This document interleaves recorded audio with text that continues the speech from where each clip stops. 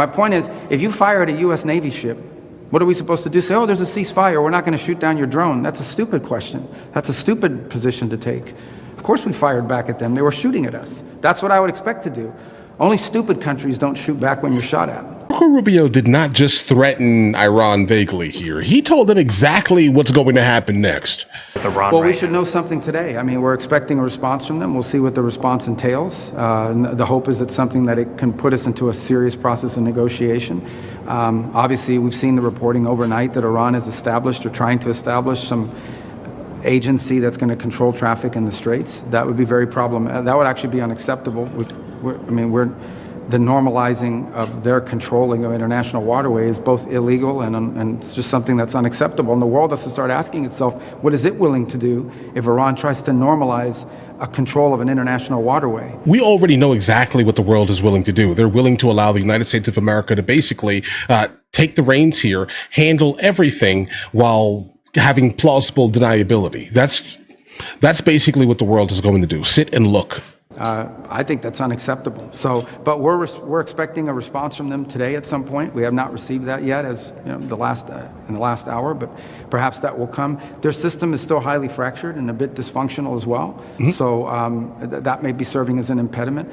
I hope it's a serious offer. I really do. Can you confirm there's a resume of the talks between Israel and Lebanon next week? Do you expect that? We expect talks. I don't know if we've set the exact date yet, but we expect that there'll be additional talks. Look, it's one of the areas that I think we can work with Italy on. They can play a very productive role and a constructive role in providing resources to the Lebanese government.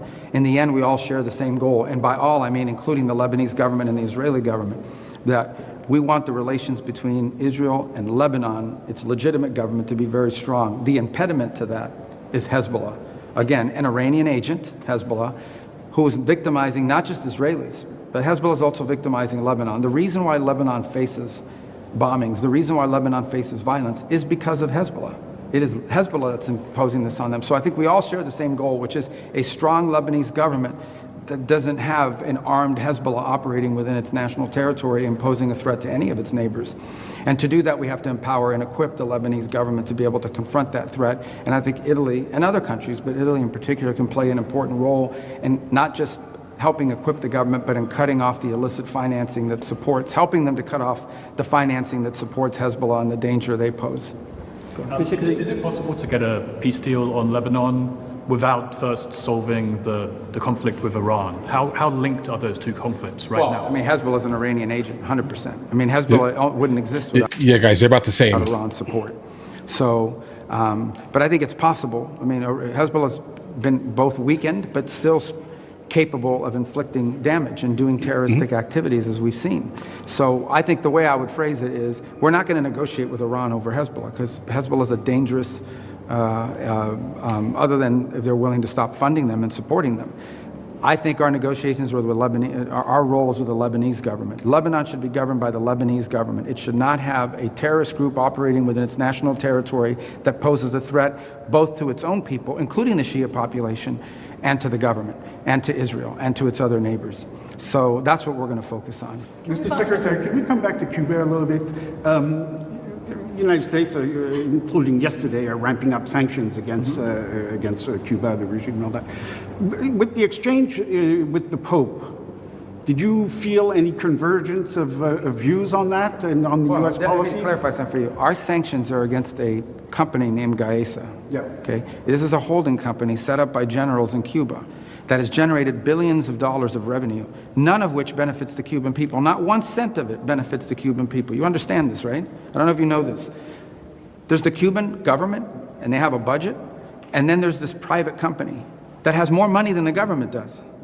None of the money in that company goes to build a single road, a single bridge, provide a single grain of rice to a single Cuban, other than the people that are part of Gaesa.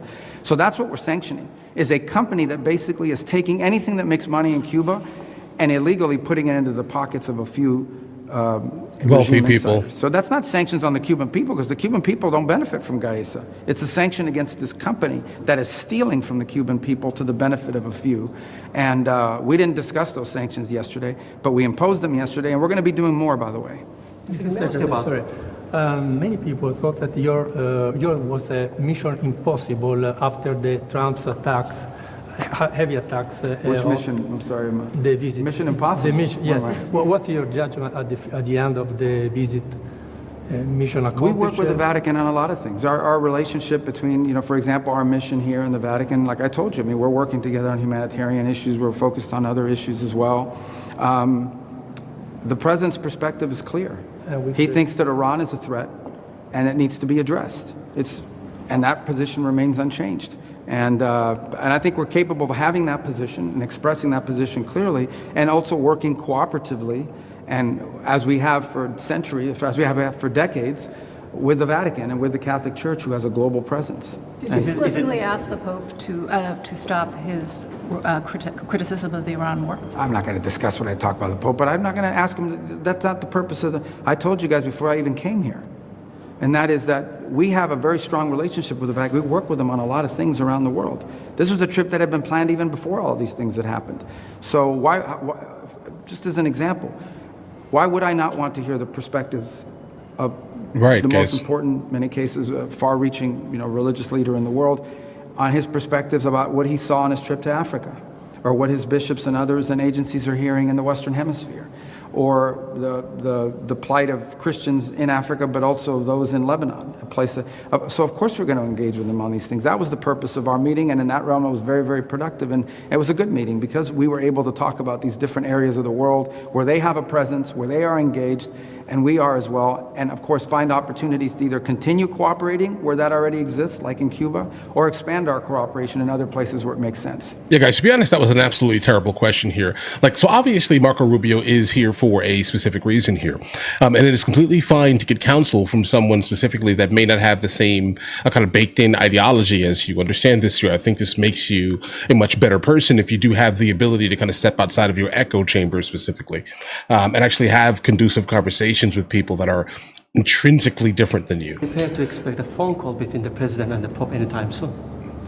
I don't know, maybe. I don't know. It could happen. Mr. May I ask you about Iran, if possible? You declared that Operation Epic Fury was over. Now, given all these military actions that we're seeing on the ground, what does over mean militarily? No. Operation Epic Fury was an offensive operation designed to destroy their missile launches, their Navy, their Air Force, and it achieved that, and their factories, and it achieved that. What you saw yesterday was U.S. destroyers moving through international waters being fired upon by the Iranians, and the U.S. responded defensively to protect itself. That's what you saw. That's separate and distinct from Operation Epic Fury. If you fire a drone or a missile at our destroyer, what are we supposed to do? Let it hit it? Yes, that's their respond to it. That's kind of what they think. We have to knock out whatever it is that launched that missile.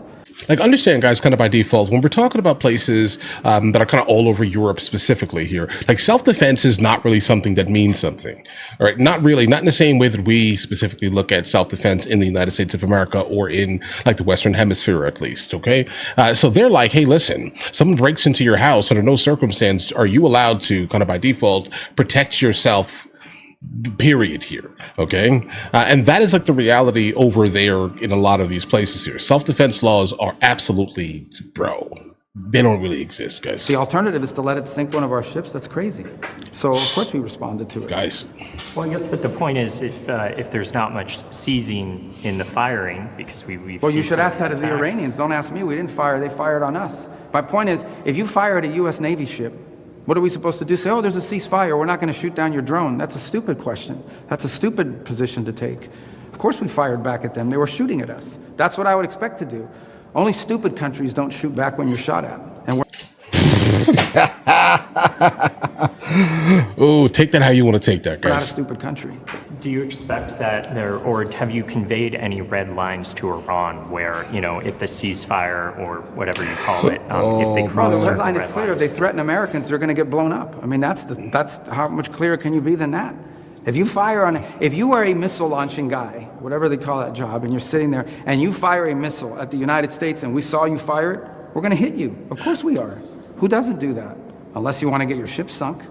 We're not going to let our ships get sunk by the Iranians with their little, their drones that they're firing. They don't have a navy anymore.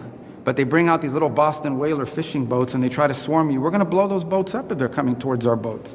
I don't know if that's a red line, but I hope they know it is by now. So if I were one of these Iranians on a fast boat and they tell you, hey, your mission is to go after a U.S. destroyer, you're probably not going to survive. I think that's a red line. When I speak, I'm generally coming from the perspective of giving you my lived experiences, okay? Like I remember having a conversation with my wife specifically. She is from the south of Spain, and I live half of the year in the south of Spain. All right, and for a time, I was there for more than a decade before even coming back to the United States of America. Understand that here. So when I'm pointing this out, I remember having a conversation kind of about the idea of self-defense and what happens if someone was to break into the house here. Like, what can you do?